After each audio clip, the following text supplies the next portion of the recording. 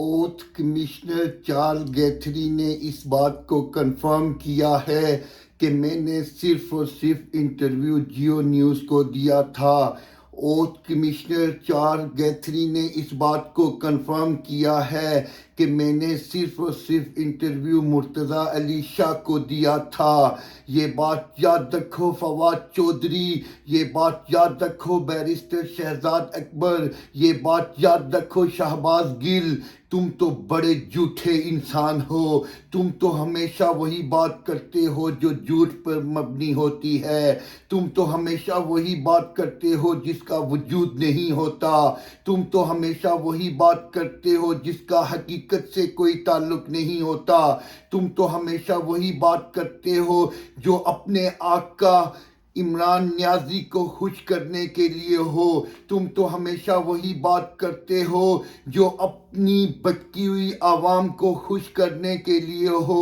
یہ بات یاد رکھو فواد چودھری، یہ بات یاد رکھو بیرسٹر شہزاد اکبر، یہ بات یاد رکھو شہباز گل کہ چارلس گیتھری اوتھ کمشنر نے اس بات کو بھی کنفرم کیا ہے کہ جب ایفیڈیوٹ پہ سائن کیا گیا ہے اس وقت چیف جج سابق گلگت بلتستان رانا شمیم صاحب اور میں ہی موجود تھے۔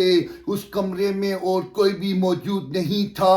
تمہارا جھوٹ بھی پکڑا گیا، تمہاری سازش بھی پکڑی گئی، تمہارا دھوکہ بھی پکڑا گیا۔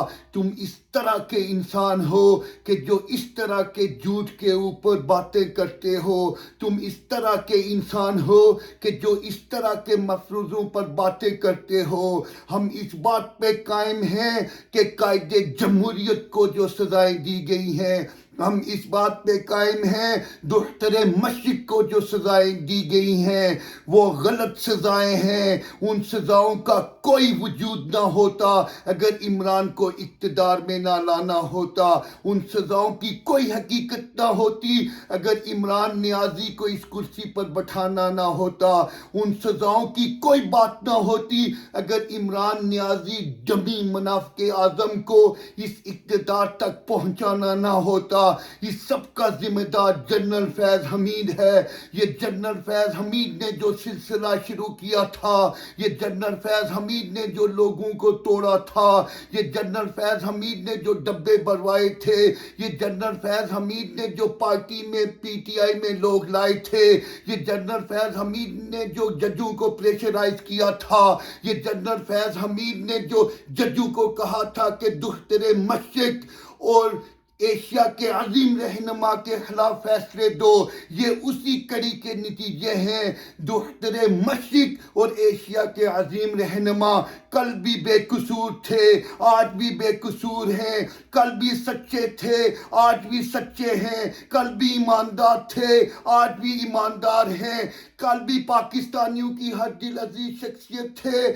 آج بھی پاکستانیوں کی ہر دل عزیز شخصیت ہیں، کل بھی وہ پاکستانیوں کے مسیحا تھے، آج بھی وہ پاکستانیوں کے مسیحا ہیں، کل بھی وہ ووٹ کو عزت دو کی بات کرتے تھے، آج بھی وہ ووٹ کو عزت دو کی بات کرتے ہیں، کل بھی وہ حقیقی جمہوریت کی بات کرتے تھے، آج بھی وہ حقیقی جمہوریت کی بات کرتے ہیں، کل بھی وہ شفاف انتخابات کی بات کرتے تھے، آج بھی وہ شفاف انتخابات کی بات کرتے ہیں۔